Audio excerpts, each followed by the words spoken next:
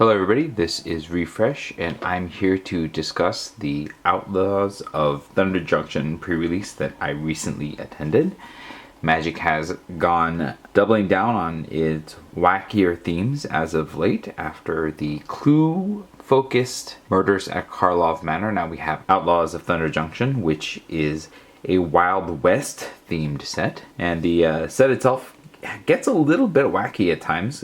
We have tons of pop culture references to things set in the Wild West, even beyond cowboys and gunslingers and outlaws and all that. And the set feels a little bit silly at times. Maybe it crosses the border of being fun and silly just a little bit too much to take some of what's going on here seriously. But I still had fun with the set because the mechanics were so good.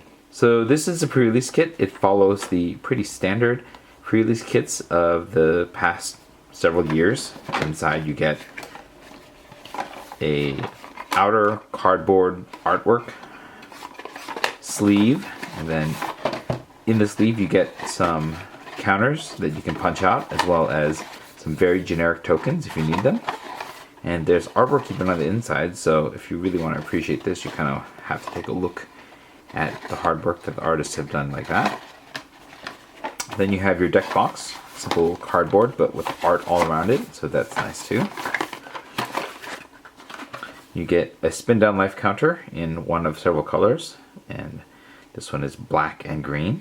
You get 6 packs of Magic the Gathering. You get a code for Arena. I've already redeemed this code, so don't bother trying to put this in on your own, but if I have future pre-release kits, then I'll be able to share the code. You can just use them if you like.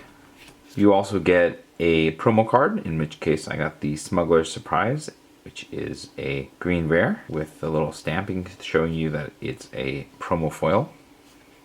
You also get one building a pre-release deck tip sheet, and it's the same one that you've been seeing for a while now.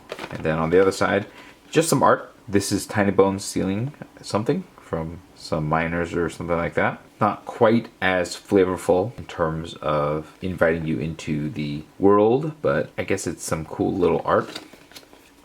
And then you get 6 packs of Magic the Gathering, as well as a card divider. So this is everything that I opened in my 6 packs plus my promo card. And I actually managed to open 3 mythic rares in this particular group. The Greed's Gambit is a special vault rare. We have the Anguished Unmaking from the Prosperity bonus sheet. And we also opened Selvala, Eager Trailblazer over here.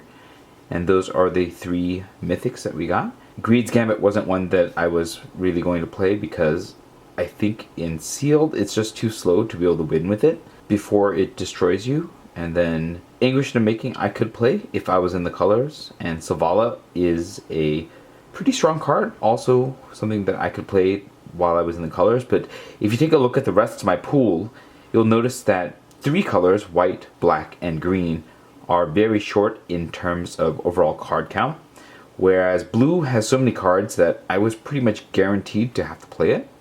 And then maybe you team it up with one of the shorter card sets, or with red, which has the second highest number of cards altogether. Interestingly enough, none of my multicolored cards have blue in it. I'm almost certainly playing blue, which means that pretty much none of these are playable unless I had enough fixing for them. But the only fixing that I had in blue was Soured Springs, which could include a little bit of black. And overall, I thought that I just couldn't really build any kind of reliable mana base or deck unless I had more fixing. And unfortunately, the sealed pool didn't really come with much other options for fixing, not even in green, which is the typical fixing color.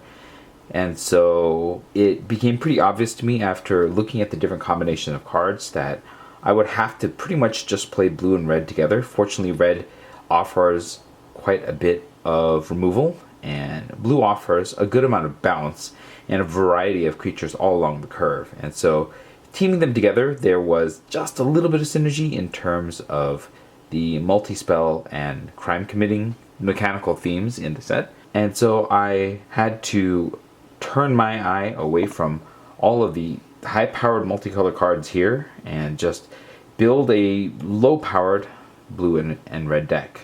This is the final deck that I built, along with 9 islands and 8 mountains. As you can see, this is a lot more spells intensive, but that's not a surprise for a red-blue deck in general. And there's a little bit of the 2 spells a turn theme that happens in this particular set of cards, as well as a tiny bit of crime committing. But the themes aren't very strong in this particular group of cards. It's just kind of the best grouping of blue cards and red cards that I could put together. And the overall power level isn't that great, but we have some things that are working together. For example, the multiple spells a turn theme impacts the Thunder Salvo, as well as the Rodeo Pyromancers. The Loan Shark cares about that, and there's plenty of plot cards to activate that. And committing a crime also does have some sort of impact here, and so the instants that we have, many of them affect my opponent's permanents. And then we also have the Marauding Sphinx and the Nimble Brigand, both of which care about committing crimes and give you some sort of benefit when that happens. And overall, the idea of the deck is to remove my opponent's creatures and or tempo them out by bouncing their bigger spells. So we have multiple bounce spells like the Repulse, the 2 Peerless Rope Masters. The Visage Bandit can become a Peerless Rope Master to further bounce my opponent's creatures. And we also have the Canyon Crabs to slow things down until I can get my plan underway. The idea is mostly just to tempo my opponent out and then beat them down with mostly ground creatures, as well as the Marauding Sphinx, and then just remove everything that's of any significant trouble using the Longhorn Sharpshooter, the Thunder Salvos, and the Trick Shot, as well as Hell to Pay. All of those are ways of getting rid of my opponent's more troubling creatures. And then we have cards like Return the Favor, which can double up the Thunder Salvos or the Trick Shots or the Hell to Pays, as well as potentially messing with my opponent's targeted removal as well. So all that put together makes for probably one of the weaker overall decks that I've put together. And it uses only 1 rare despite opening multiple mythics, because these are the colors that were the strongest overall in terms of what they offered in my sealed pool. Next up, we'll discuss the games that we played. So in my first match, I was up against a white and green deck. And in the first game of the first match, my opponent kept a risky hand and then never drew their second color, and also got stuck on 3 mana. So I was able to overrun them before they were able to draw the lands to pull themselves out of their mana issues. So I won the first game on the play, and then my opponent was on the play for the second game. And in the second game, my opponent put together some ridiculous combos with their bombs, basically, and there was pretty much no way to get out of that once my opponent established a ridiculous amount of value by putting together their green-white bombs, which synergized perfectly with each other. And so I eventually had to chump everything and then died in fairly quick succession. In the final game, I actually had to mulligan down to 4 after drawing almost all lands for the first 2 hands, and then lands of one color and spells of the other color in the third hand. And so I was pretty much like, 5% to be able to win. My opponent kept a moderately risky hand, but drew the mana that they eventually needed and stomped me with the same combos that they were able to draw into in their deck. And so even if I were to keep 7 cards, I don't know if I would have been able to pull myself out of the high-powered bombs that my opponent was playing. And so I lost that one in pretty quick order and moved on. My second match was up against another white-green player, but this one had a small splash of black in their deck for primarily Vraska. And in the first game, I took a mulligan to 6, but my opponent kept a risky hand and then wasn't able to draw themselves out of their mana screw. And so I was able to overrun my opponent before they were able to stabilize. In the second game, I again mulliganed to 6, and my opponent was again on the play. This time, it was a really, really tight game all the way to the end, but in the end, while I established a larger board and had the potential to eventually take out my opponent, they were able to get me down to a fairly low life total.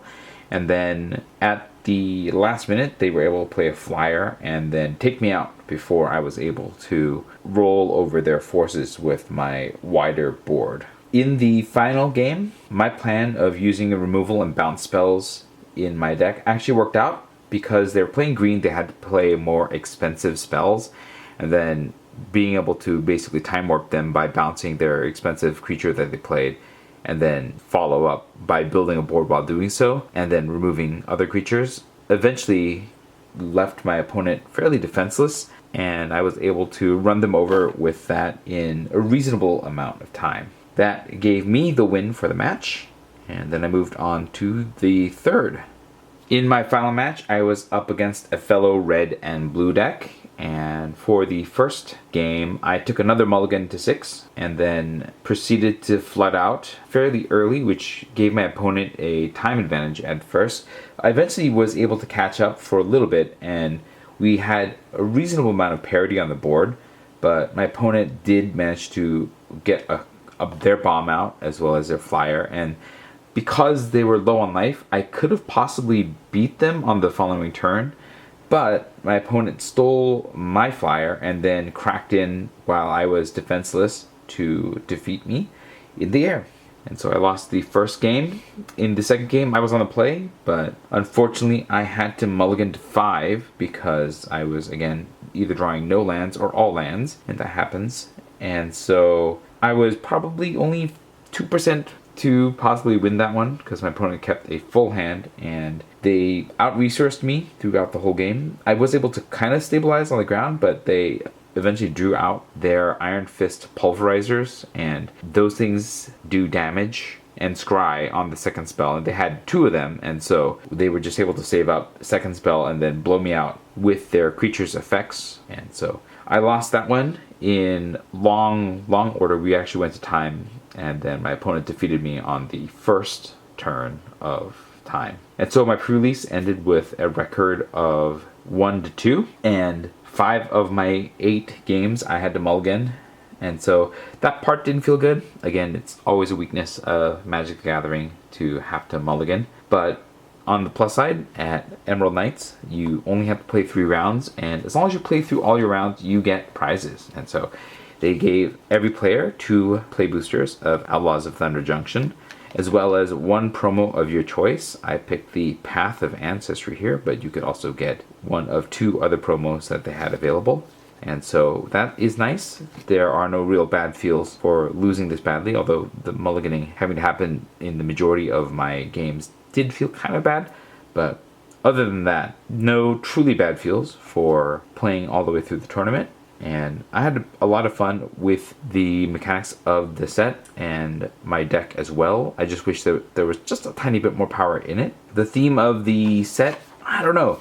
The whole Wild West theme feels just a little off for the overall vibe of Magic. There's just something a little bit too campy and silly about it, which was also kind of true for Murders of Karlov Manor. And looking at the cards and playing the game is still fun, but just the bit that it leans into the silliness makes it a little less fun. Also, the actual pre-release didn't have anything like the Murders of Karlov Manor, where there was at least some sort of trying to figure out a riddle that they offered for that set. In this one, no riddle. It's just the plain old sealed deck.